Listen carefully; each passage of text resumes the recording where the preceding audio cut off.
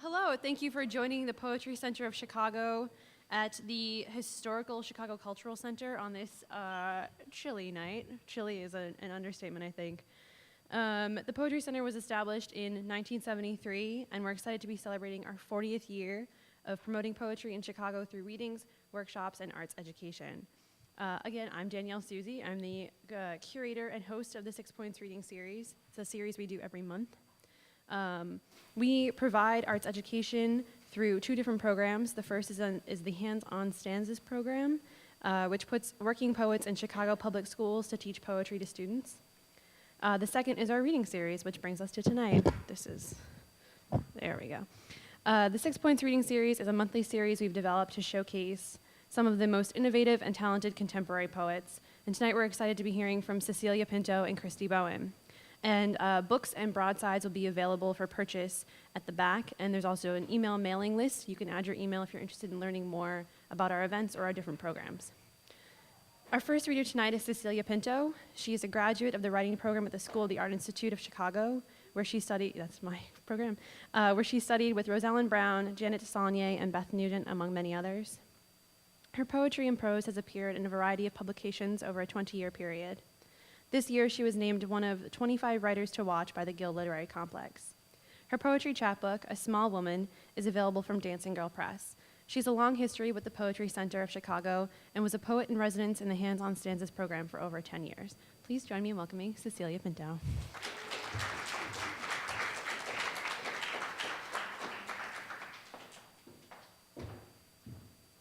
Hi.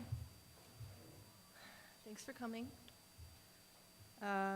I woke up with this poem in my head. It's not my poem. It's Amy Lowell's poem. But I'm going to read it anyway just to start. And the reason that I like this poem is because she mentions her clothing.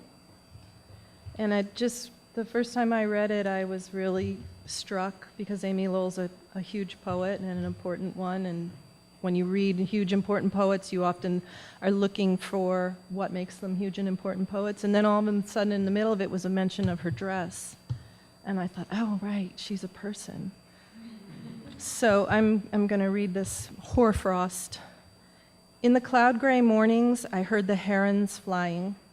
And when I came into my garden, my silken outer garment trailed over withered leaves. A dried leaf crumbles at a touch. But I have seen many autumns with herons blowing like smoke across the sky. It's a nice poem for our weather. But that silken outer garment, and I thought, it's cold and fall-like, and she's wearing a silken outer garment. I just wish I could see it.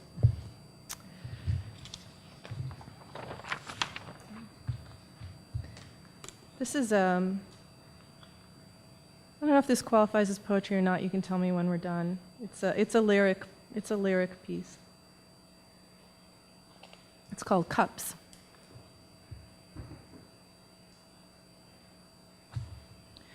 Many years ago, I watched a documentary about people with mental illness. One of the patients presented was a young woman who had been institutionalized. Despite being an adult physically, she acted like a little girl and lived in a room filled with dolls. She wanted more than anything to be spanked because she equated this with love. No one would comply with her request, which made her desperate and upset. I have remembered this. In another documentary, I learned of a girl who had been kept in severe isolation and abused for most of her young life. Her deprivation left her sensitive to light and without language. Partial rehabilitation was achieved, but it was noted that the girl felt it absolutely necessary to keep multiple glasses of liquids in her room. When I think of the first young woman, I see her storyline in a candy-colored palette, baby pinks, blues, and soft yellows. The curtains billow, the bedclothes pool, there are fat dancing animals with little eyes. The second girl's images are black, white, and gray. The girl moves through her story like an animated charcoal drawing, sketchy, vibrating lines, electric black hair, skittering movements. I think of black crows flapping into the sky, the glint in their eyes, the glint in the water in all the glasses. She carries glasses of water in front of her like she is a priestess. I always thought it would be a fun trick to place multiple glasses of water on the floor of someone's room while they slept, so that when they awoke, they wouldn't be able to leave the bed without stepping on the cups. I was thinking plastic cups. I was thinking a prank. It would be funny, right? There was a period of time in my early 20s when I thought about this idea a lot and imagined its execution and consequences. One day on the train, a young woman sat across from me. On her shirt was rendered an image of a woman shooting herself in the head. Out of the head, blood splattered, but then turned into birds flying away. I felt like crying. Even now, it upsets me to think about the congratulatory nature of that image. I experienced a strong sense of vertigo while writing the words that form the description of the image on the woman's shirt. I wish I could forget what I saw. I wish it could be exorcised. I heard an interview with a woman who practiced a particularly stringent form of Christianity. She did not listen to popular music because it didn't support her worldview or her beliefs. She had listened to pop music for a short period of time, and even now, many years later, she said she still had the secular songs she heard then in her head. This, for her, demonstrated the power of the devil to mess you up. I understand that my mind is completely polluted. Yesterday and today, a storm rages along the east coast of this country. Here in the Midwest, we feel its effects. The wind blows the lake water violently up and onto the shore, and the trees sway back and forth like the nuns in Francis Poulenc's 1956 opera Dialogues of the Carmelites. I don't know why I say this. The actions of the performers in the opera depend on the production. In the final scene, the nuns walk one by one to the guillotine. It's possible to imagine they might sway given their fate. On the other hand, they are resigned to martyrdom, and they are singing. It is cold here, which is in part because of the storm on the East Coast and in part because of the cold air pushing down from Canada. The effects of the storm are heightened because it is a full moon. I learned from Dr. Odenwald's Ask the Astronomer that the moon tries to pull at anything on the earth to bring it closer, but the earth is able to hold on to everything except the water. Since the water is always moving, the earth cannot hold on to it, and the moon is able to pull at it. The desires of the moon, the desires of the earth, the restless water. These are not complete thoughts. I have returned to this over and over, unable to get at what is here. It pulls and holds and moves. I have stood on the earth, staring at the moon, thinking about this. And other things that might have been here remembered have been abandoned. Where do these women I see on the subway and the television get these little necklaces they wear? What are they for? And why do they wear them all the time? Once, I heard the radio personality Steve Dahl say that something he had recently learned about was so cool that everyone would want it. He said it wouldn't just appeal to a certain group, as might seem obvious, but to all of us. I did not hear what the thing was or to what group it might first appeal. I have no context for what it was we would all want. On a timeline, I can pinpoint that I heard Steve say this sometime after 1988, but before 2008, because I listened faithfully to him throughout this period. However, I guess I wasn't paying very close attention that day. It has always bothered me that I don't know what it was he thought not just some of us, but all of us would want. And it bothers me that it still bothers me. Yesterday, I found a young possum, newly dead in the alley. Its lovely white and black fur bristled, its nose still pink, even though it lay in an ooze of black guts and blood. I did not stand long enough over it before I put it away, but I do not know how long I should have stood.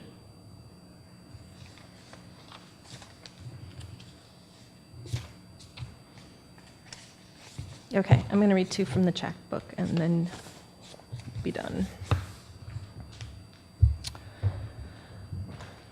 I wrote this poem last winter in my down coat. What if I am a small woman? What if I am a small woman in a large coat, walking along in a coat that looks like a segmented worm coat, in which I am walking like a small woman would walk? What if I am a tiny woman carrying a very heavy something, the way an ant shellacked in black, or a red one, carries something very heavy, so much heavier than itself, a small woman with a giant crumb of food wearing an insect coat? I have a brown potato in my purse. It really just could not be any worse. What if I am a small woman in a coat and I am wearing blue beads the size and color of a bird's eggs, and when I get hungry, I suck on them as I am walking. I put my hand inside my coat and there they are.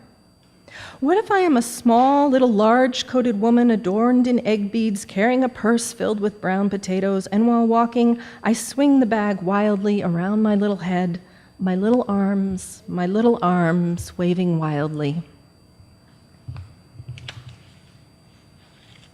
Okay. I reject endings. How the sparrow just flies away as if this was possible. The sky ended like a theatrical backdrop, as if when the glorious singers stopped, they didn't go home, wash off their face paint, exclaiming to their wives and children or cats, "Here I am, fortissimo, come back. Not gone, return to you, a constant reverberating in your soft brain, a penny dropped on a rail miles from you, the open sky like the eggshell of a certain bird. See from where you're standing, see how it looks like."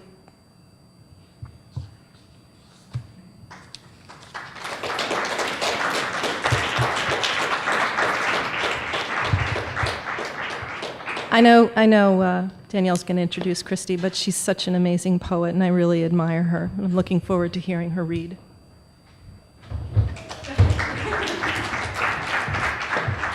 Thank you, Cecilia. I often think that it'd be really great to have just like a bag of potatoes while you're on the train. Sometimes you get a little peckish, and I think a snack would be great. Maybe not raw potatoes. Fries would be excellent, though, or like roasted. Anyway, a writer and visual artist, Kristy Bowen is the author of several book, chapbook, and zine projects, including the shared properties of Water and Stars, Girl Show, and the forthcoming major characters and minor films. Her work has appeared most recently in Dressing Room Poetry Journal, Bird Feast, and Projectile. She lives in Chicago, where she runs Dancing Girl Press and Studio. Please join me in welcoming Kristy Bowen.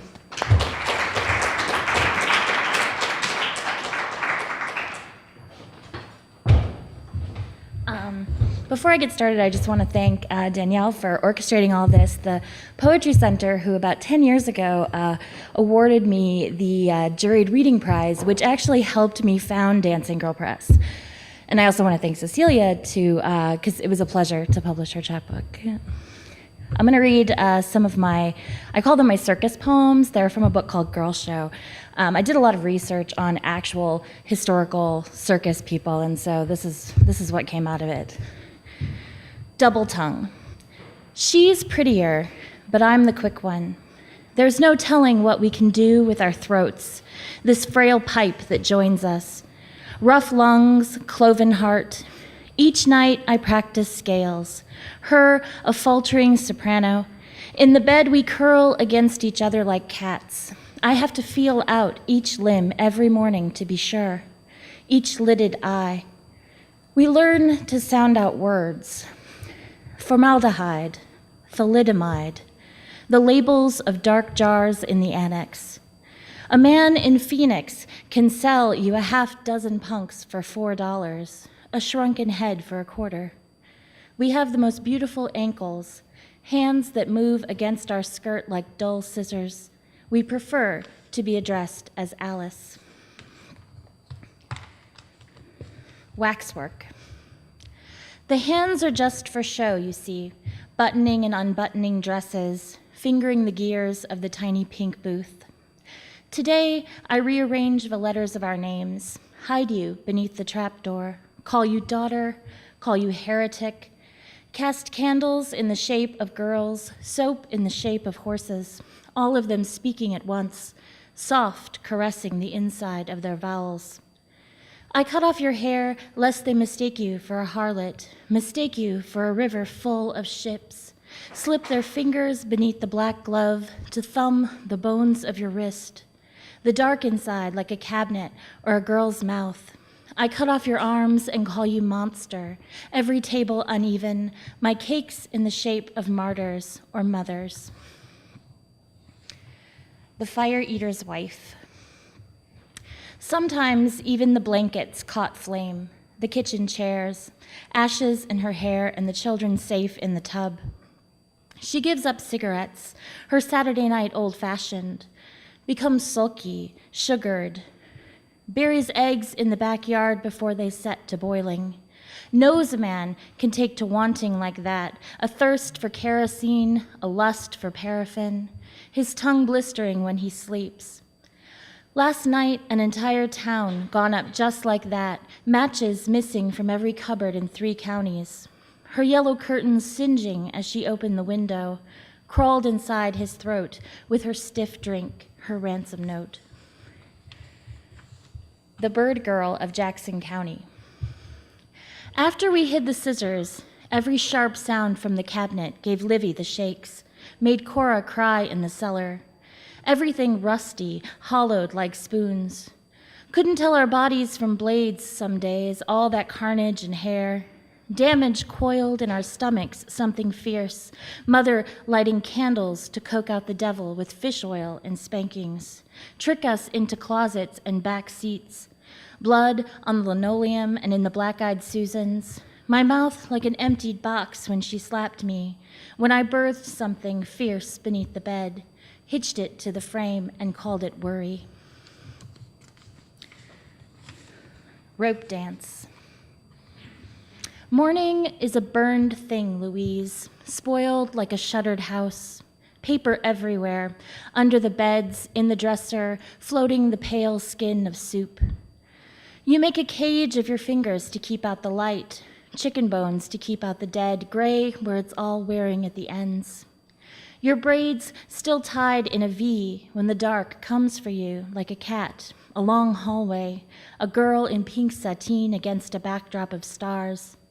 When you shut all the latches, shut your eyes. A little gin, Louise, make one turn, then another. Disassembling Maria. Saturday, he pulls a rabbit from the space behind my head. Sunday, quarters from my ears. It gets dicey sometimes, what's mine, what's his. In the half-light, half-lit, he talks about Romania, shows me hand-tinted photos of his wife dressed like a swan. She balances on one leg in front of a grease-painted castle and dies tragically. We all die tragically. Still, he forbids me to wear white, forbids me to bathe alone. Nightly, as if on cue, my mouth surrenders peppermints and a length of chicken wire. The audience stares like a crime scene, but the space inside the box is quiet, dark and sweet with heat. He'll determine which side is the heart and raise the sword above his head. My body will go on giving things up, pink scarves and the ace of spades. There's a small feathered animal nesting in the cove beneath my lungs. I hiccup, hide her beneath the table when he starts to speak. Also going to read a few new poems from the last year or so. I wrote a series of poems about houses and how houses sort of become an embodiment of sort of the mental state of the people living within them. House made of ghosts and small animals. For every love song, there's a broken dove skeleton rotting in the eaves, a leaving that requires nothing but the door opening and closing just once, a heaviness of suitcases and floor lamps and record albums piled awkwardly in the trunk. You see, my motives are mud dark, made of larkspur and longing.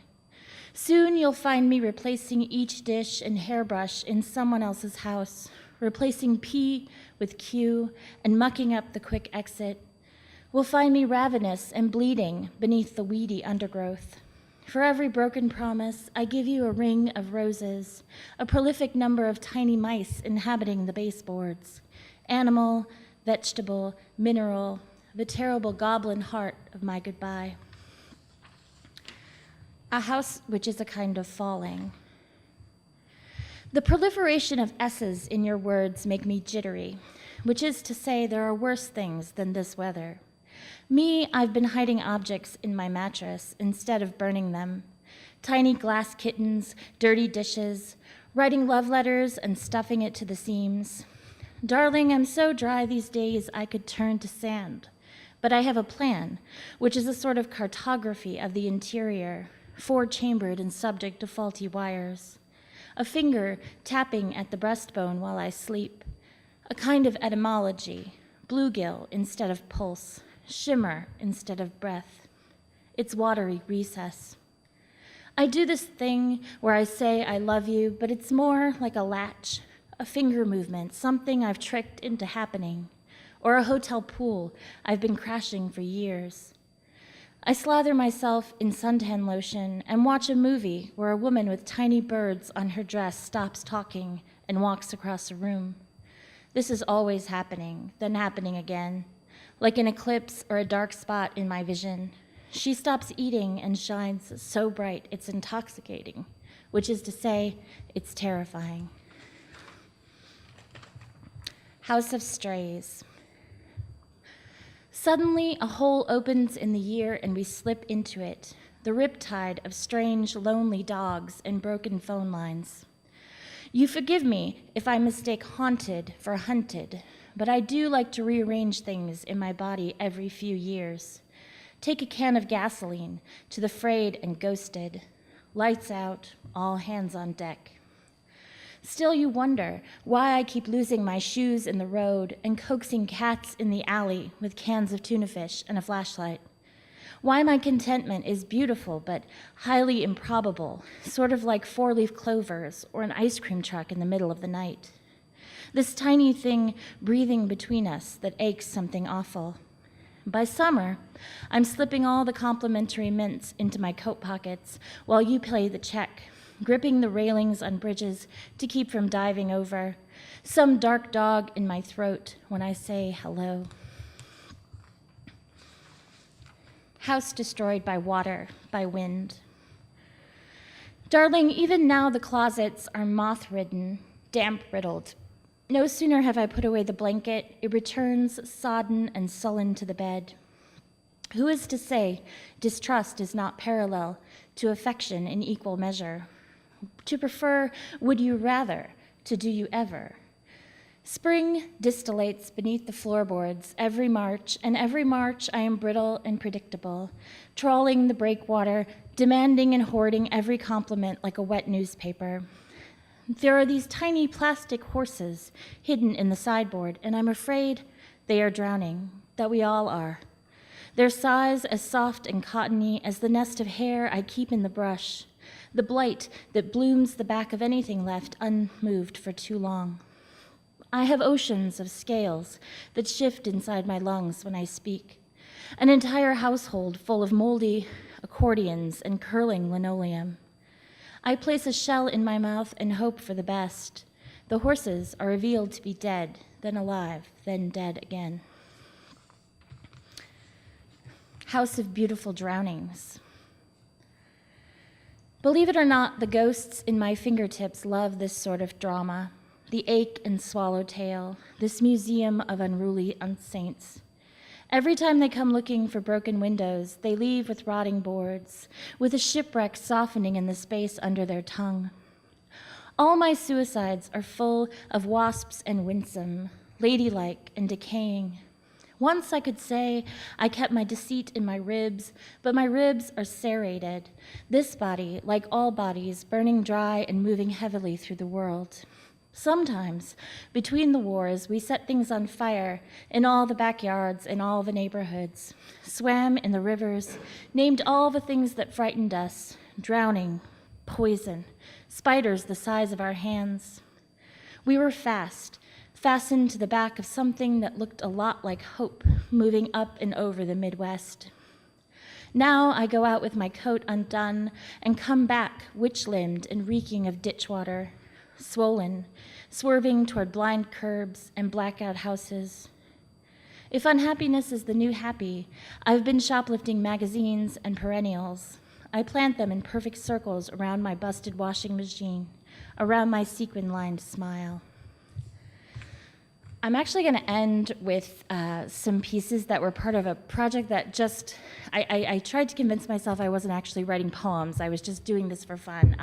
And you guys know who James Franco is, right? It was a series of letters to James Franco, and I convinced myself I was just having fun, and then suddenly I had something that was like a serious writing project. And they're actually available online. Sundress Publications published it as an e-chapbook, so if you're interested in those, you can find them there. Poetry is dead, James Franco, and I'm convinced you killed it. One summer, you were everywhere, your face plastered on every lit blog, every entertainment magazine, and I had this dream. We were fighting zombies, only you kept putting too many weapons in your backpack, and soon it was too heavy to carry. I also dreamed a lot about burying bodies that summer, piling them in swimming pools and hiding them behind the drapes. You could say I'd grown tired of you. I'd also read an article that zombies could be real given the right circumstances, a certain parasite that leads mice into the paths of hungry cats. One mutation and it's all over.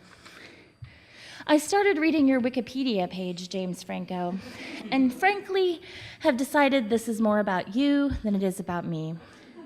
Only one of us makes it out of this alive.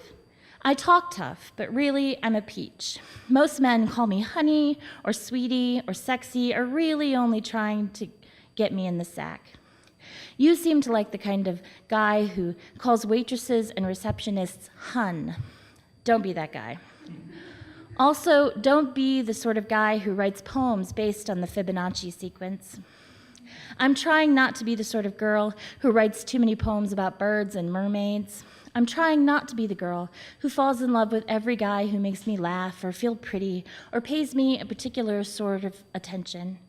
I'm also trying not to be the girl crying into her sweater on the train ride home.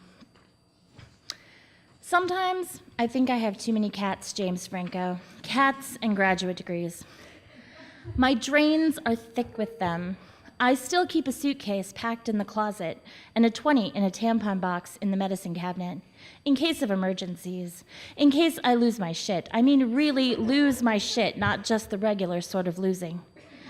Lord knows I've lost enough already. Umbrellas, my spare keys, my favorite scarf. I seem to have gotten to the age where there will be more losing than finding, more taken than gained. 2 or 3 times a day, I'm looking for wood to knock on. Fortune seems like a drunk girl walking along a train trestle at 3 a.m. There's no saving her, James Franco. Eventually, she's going to fall off. Thank you.